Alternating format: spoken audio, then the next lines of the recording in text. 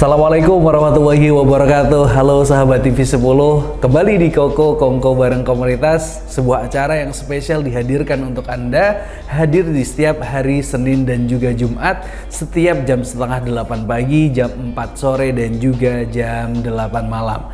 Nah, untuk episode kali ini Max tentunya nggak sendirian. Untuk kali ini sudah hadir di tengah-tengah kita teman-teman dari Seroja, komunitas Seroja, begitu ya. Iya. Ada Bunda Retno dan juga ada Bunda Yani.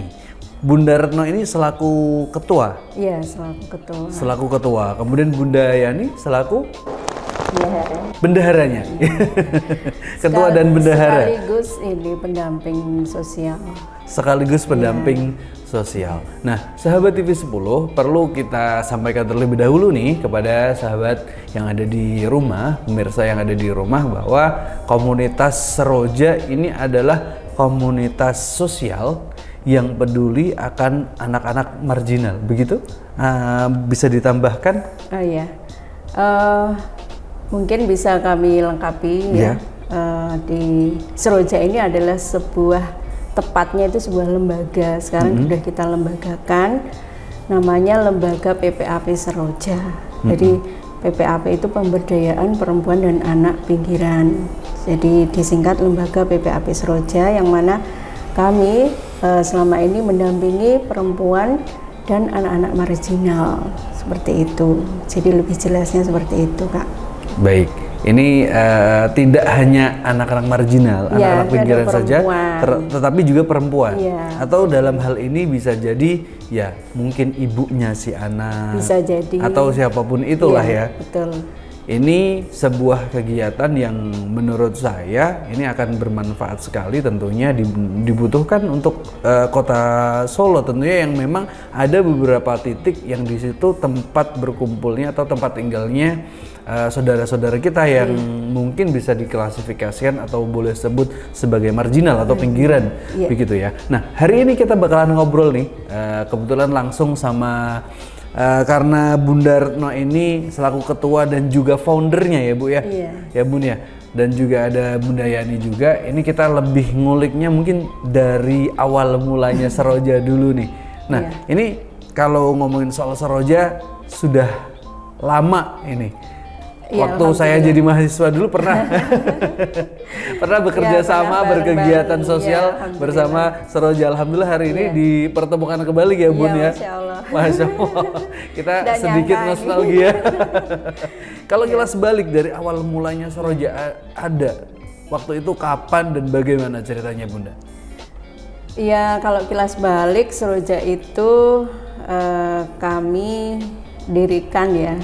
Dulu waktu itu saya bersama teman-teman masih mahasiswa ya, kita ya sering belusuan lah, istilahnya belusuan ke sana kemari begitu. Kemudian kita melihat realita yang ada di masyarakat, khususnya dalam hal ini adalah anak jalanan yang pada waktu itu cukup banyak di Solo, baik di terminal, kemudian di bantaran sungai, di jalan begitu ya.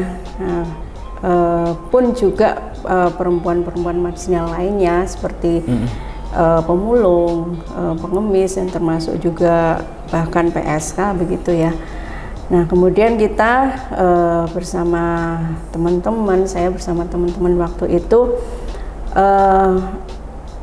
mungkin tergerak hati kita untuk kita ingin bersama-sama untuk mengangkat ya harkat dan martabat teman-teman kita ini, masyarakat marginal ini, bagaimana supaya mereka bisa lebih sejahtera dengan berdaya oleh diri mereka sendiri. Itu awal dari kenapa kemudian Seroja ini berdiri seperti itu, Kak.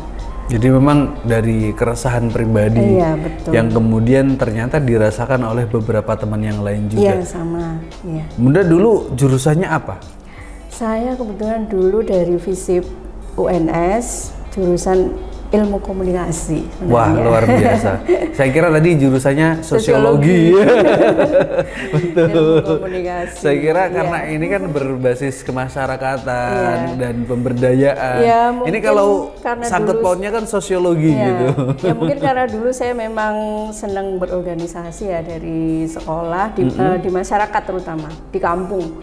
Saya di kampung memang senang Karang Taruna di apa itu namanya, kalau remaja masjid seperti Ini itu. sosialnya Kemudian tinggi ya, SIA. jiwa sosialnya tinggi akhirnya Insya muncul-muncul. Allah, alhamdulillah.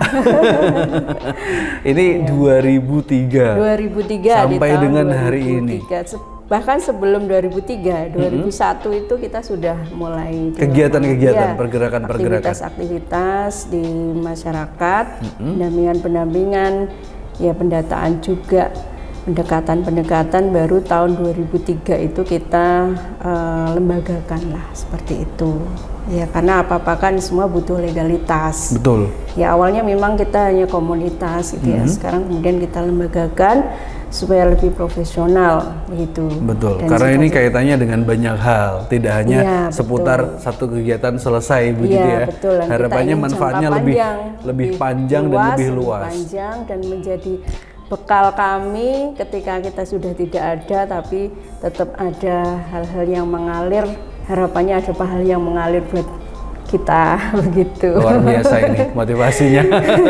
Kalau biasanya orang ngomongin passive income, ini apa ya, pasif pahala, jadi ngalir terus gitu ya. Ya, amin, harapannya Hari seperti ini itu. kalau ngomongin sudah perjalanan 21 tahun, betul nggak? Iya. Kurang lebih 21 tahun. Perjalanan ini kan nggak sebentar. Iya betul. Bagaimana lika-liku ombang-ambing, ombak, angin, Iya, puting beliung betul, yang datang betul. gitu? Ya memang luar biasa tantangannya ya, karena ini adalah dunia sosial yang mana apa namanya kita tidak profit oriented begitu ya, dan tentunya membutuhkan orang-orang yang memang benar-benar siap ya untuk resiko semuanya ya, karena di situ juga ada resiko-resiko yang harus kita hadapi gitu ya, baik dari dampingan kita sendiri maupun dari yang lain ya. Kendala-kendala itu tentu ada selama ini ya. Ya cuma karena mungkin kita memang memiliki misi yang kuat begitu, yang selalu kita tanamkan di stakeholder kita, di pengurus dan semuanya. Ya, alhamdulillah semuanya bisa kita lewati, dan alhamdulillah Seroja sampai saat ini masih bisa eksis, memberikan membersamai masyarakat begitu. Bahkan ya mungkin sedikit banyak sudah mulai berkembang gitu ya, kita bisa mendirikan sekolah gitu ya, walaupun sekolah non formal yang saya kira itu juga justru dibutuhkan oleh dampingan kita dan juga masyarakat luas, dan juga kegiatan-kegiatan lain juga masih berjalan hingga saat ini gitu. Wah, ini luar biasa. Saya coba geser ke Bunda Yani. Bunda Yani ini kan sebagai bendahara sekaligus pendamping ya. Iya, pendamping sosial. Pendamping pendidikan sosial. Ini boleh cerita pengalamannya selama menjadi pendamping sosial, apa hambatan-hambatannya ketika mendampingi ini kan tidak hanya butuh ilmu saja ya, Iya. tapi lebih ke mental. Apa ini yang bisa dibagikan kepada teman-teman yang ada di rumah?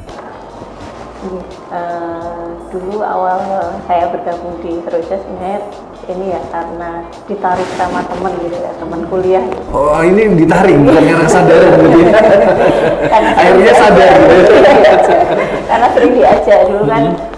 Waktu mahasiswa juga waktu Iya, itu? waktu mahasiswa. Sekarang yang ngajak masih atau sudah nggak ada? Udah nggak ada. Udah ada pulang kampung. Iya. Kemudian?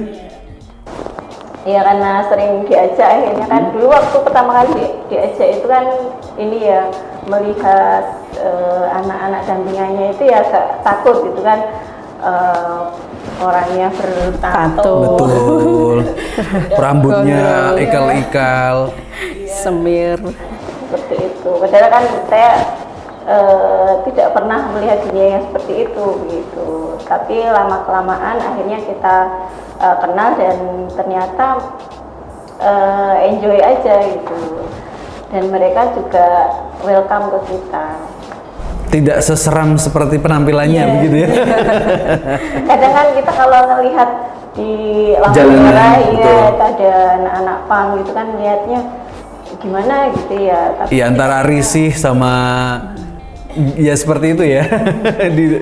Tidak bisa diceritakan lah. Iya, ketika kita berinteraksi ya kita bisa mendapatkan sesuatu dari mereka, dan sebenarnya kalau kita dekati mereka juga welcome ke kita.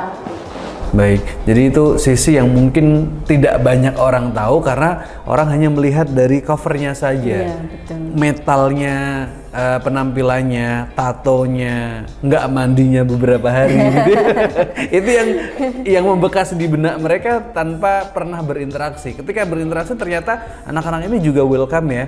Ada sisi-sisi baik yang mungkin kita nggak pahami kalau kita tidak langsung berinteraksi. Iya, betul.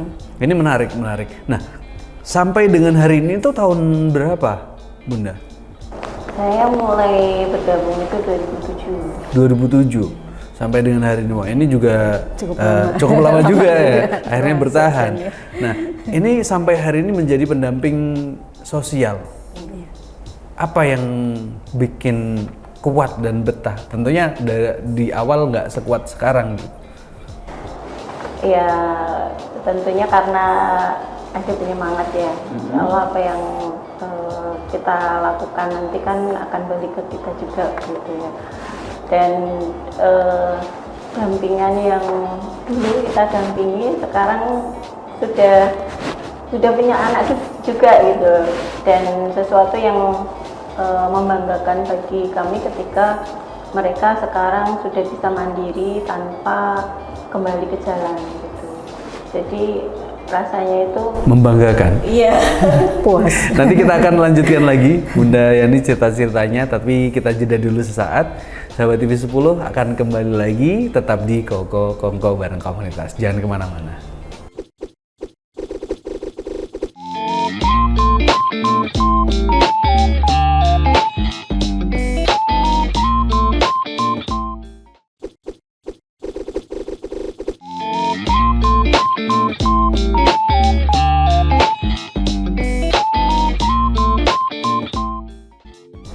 Sahabat TV 10 masih di Koko Kongko bareng komunitas bersama saya Max Nata dan juga teman-teman bunda-bunda dari Seroja. Nah, Bun, kalau tadi kan sudah ngomongin seputar tentang Bunda Yani tadi ya, ngomongin pengalamannya menjadi pendamping sosial bagi anak-anak jalanan yang awalnya menakutkan ternyata bikin nyaman juga gitu. Dan ada rasa bangga ketika mereka sudah tidak kembali ke jalan, sudah berkeluarga seperti selayaknya masyarakat pada umumnya gitu. Nah, ini kan soal anak-anak, bagaimana dengan yang perempuan, Bunda? Pendampingan kepada perempuan-perempuan. Iya. Untuk pendampingan kepada perempuan kita ada pendidikan dan pemberdayaan. Untuk pendidikan kita ada edukasi terkait dengan pendidikan keluarga, kemudian kerohanian juga, terus life skill juga, keterampilan gitu. Contohnya apa kalau life skill pendampingan kepada ibu-ibu yang ini? Misalnya keterampilan memasak, membuat ayam crispy seperti itu. Menjahit, ya itu juga life skill yang kita coba berikan pada mereka. Kemudian kita juga ada pemberdayaan ekonomi. Contohnya kita memberikan bantuan modal usaha, baik itu berupa barang maupun berupa modal cash ya untuk diputar itu, terutama untuk perempuan yang punya keinginan membuka usaha atau memang sudah punya usaha kecil gitu, kita dampingi. Dan setiap kita ada pertemuan di kurun waktu tertentu, ada yang seminggu sekali, ada yang sebulan sekali seperti itu, dan di pertemuan itu kita sekaligus juga memberikan edukasi, sharing seperti itu. Itu yang program untuk perempuan, termasuk juga kita juga ada advokasi. Jadi ketika mereka ada masalah, ada kasus ya, Nah itu kita dampingi, entah itu kasus yang terkait dengan administrasi kependudukan, misalnya ada yang ya masyarakat marginal, namanya masyarakat marginal itu ada yang ya kasusnya macam-macam Mas, ada yang kumpul kebo seperti itu. Jadi sudah serumah punya anak tapi belum punya akta nikah, ya belum punya akta nikah, ya itu kita dampingi sampai bisa punya akta nikah. Kemudian masalah KTP, KK dan akte, terutama akte kelahiran itu juga dulu banyak yang belum punya kita dampingi antara juga. Belum punya atau belum ngurus ya? Dua-duanya. Kadang biasanya terlilit masalahnya itu cukup rumit gitu, sehingga mereka mungkin ya bingung juga mau ngurusnya bagaimana. Itu juga mungkin masalah kasus kekerasan, pelecehan itu juga pernah kita dampingi juga. Itu kaitannya dengan perempuan. Kalau advokasi sih untuk anak-anak juga. Coveragenya cukup luas, banyak hal yang ditangani sama teman-teman Seroja. Ini keren, luar biasa ini. Tidak hanya tentang memberikan bantuan kemudian entah seperti apa setelah dibantu, tetapi proses pendampingan itu kan panjang. Iya, betul. Pendampingan itu sampai kapan dilakukan pendampingan? Bisa tanpa ada batasan atau pada akhirnya pendampingan kami hanya 2 tahun atau hanya 1 tahun atau sampai bagaimana, Bunda?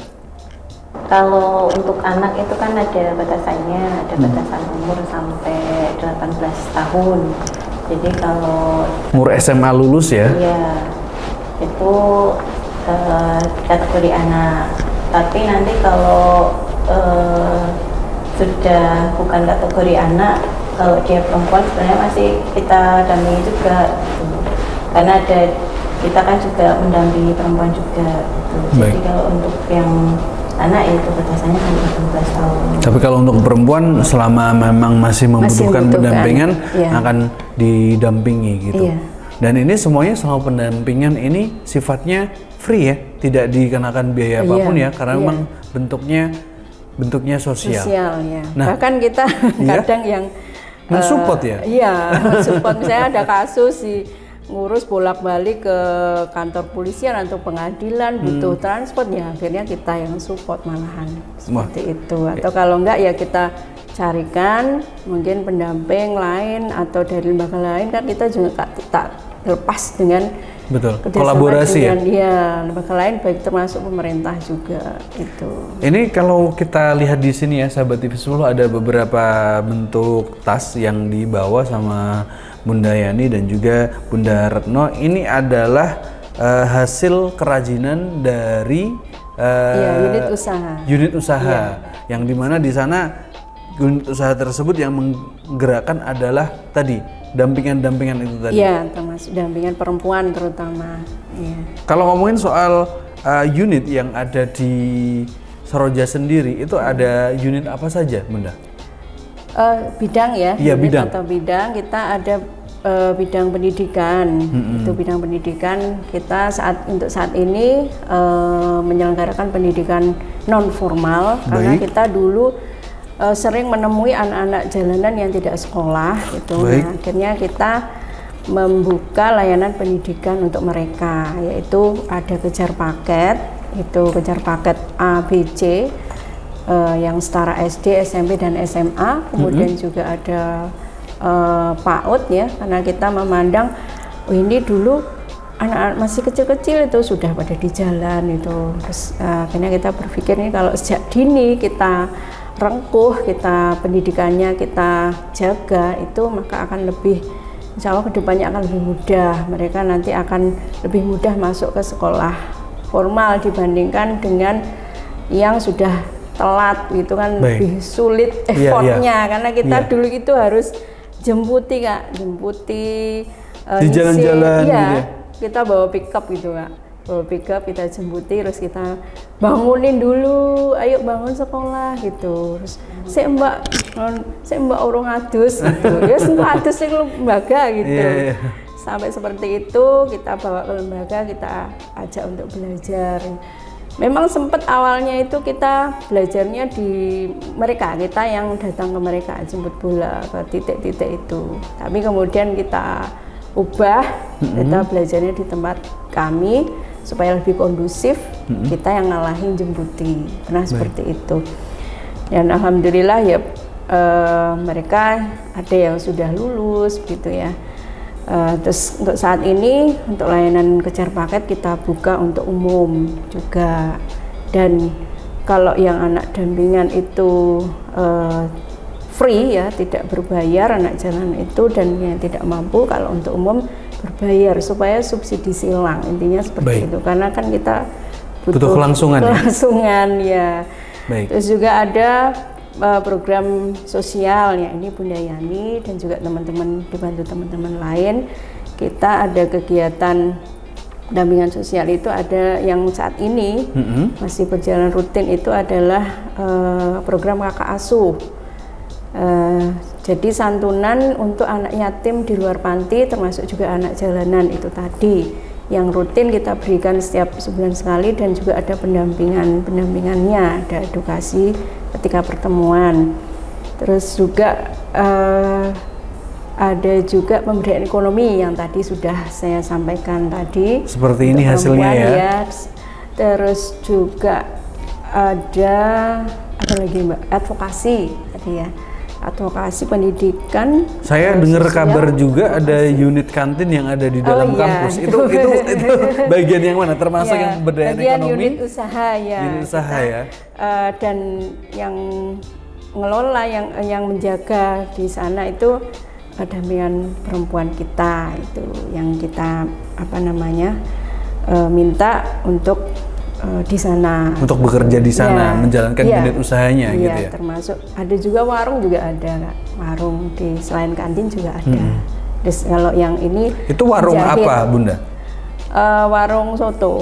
Di luar, beda. Warung makan juga. Ya, warung makan di luar juga. Dari kampus. Ya beda. Baik. Terus kalau yang ini menjahit, jadi kita menerima jahitan dan juga pesanan juga, atau kalau jahitan kan bahan dari customer, kita jasa menjahit, atau bahan dari kita juga bisa. Baik. Atau ini yang menjalankan juga tas-tas ini. Dampingan perempuan. Iya, yang menjahit itu mereka juga dibawa ke rumah biasanya, di rumah-rumah mereka biar sambil ngomong seperti itu. Kalau ada orderan baru kita berikan ke mereka begitu. Ini unitnya banyak ya yang dijalankan. Semua kegiatan ini kan tentunya membutuhkan dana yang tidak sedikit atas berjalannya. Betul. Ini teman-teman dari PPAP Seroja bagaimana menjalankannya? Open donation setiap saat atau memang sudah tercover dengan mungkin kerjasama yang dilakukan, atau bagaimana selama ini berjuang menjalankan kegiatan sosial ini? Iya. Tentunya kalau untuk saat ini kita terbuka ya, semuanya kita open, kita lakukan, ada open donasi, terus kita juga bersama dengan pemerintah, dengan para pengusaha juga, masyarakat luas, dan untuk saat ini pun kan kita juga walaupun sudah 20 tahun ya Kak, kita tempatnya itu masih minimalis lah istilahnya, masih belum punya tempat sendiri. Jadi barangkali di masyarakat ada tempat gitu ya, atau wakaf yang bisa disampaikan ke kami, dengan senang hati kami akan terima gitu. Baik. Ya, untuk biar kegiatan ini lebih kondusif ya tempatnya ya. Kita juga open wakaf tunai juga untuk tempatnya. Kalau dibilang dana itu awalnya itu wah luar biasa, jadi dari kocek sendiri dulu. Tapi alhamdulillah berjalannya waktu ada masyarakat yang support, dan tentunya kalau dari sendiri kan juga kurang ya istilahnya. Betul. Manfaatnya kurang luas, kurang banyak yang di-cover. Maka kita kemudian membuka itu open donasi dan juga kerjasama dengan pihak lain. Baik, jadi sahabat TV 10, masyarakat yang ada di rumah barangkali dengan cerita ini tadi tergugah atau pengen masyarakat marginal itu semakin apa ya? Terangkat. Terfasilitasi dan juga mendapatkan kehidupan yang selayaknya masyarakat terima, ini boleh bergabung, boleh menghubungi Saroja di sosial medianya apa Ibu? Ada. Di Instagram ya, Facebook, Lembaga PPAP Seroja gitu. Ketik atau saja PKBM Seroja. Lembaga PPAP Seroja. Nanti muncul, silahkan. Nanti di sana ada kontaknya ya Bun ya. Ada kontaknya, silahkan bergabung kegiatan mau donasi ataupun apapun itu. Selama itu menjadi kebaikan bisa diterima gitu ya. Terima kasih banyak Bunda Retno, Bunda Yani hari ini sudah mampir di TV 10. Ini waktunya tidak banyak, sebentar. Tapi semoga obrolan kita yang sebentar ini memberikan manfaat dan juga inspirasi sama masyarakat dan pemirsa yang ada di rumah. Sekali lagi terima kasih banyak. Sama-sama. Semoga lain waktu bisa lanjut lagi silaturahminya. Amin, insyaallah. Dan demikian ya sahabat TV 10 ngobrol kita. Semoga di episode kali ini memberikan inspirasi kepada teman-teman, kepada seluruh masyarakat yang ada di rumah. Sekali lagi kalau mau bantu silakan hubungi sosial media di Lembaga PPAP Seroja. Saya Max Nata pamit undur diri dan sampai jumpa di episode berikutnya hanya di Kongko bareng komunitas. Wassalamualaikum warahmatullahi wabarakatuh.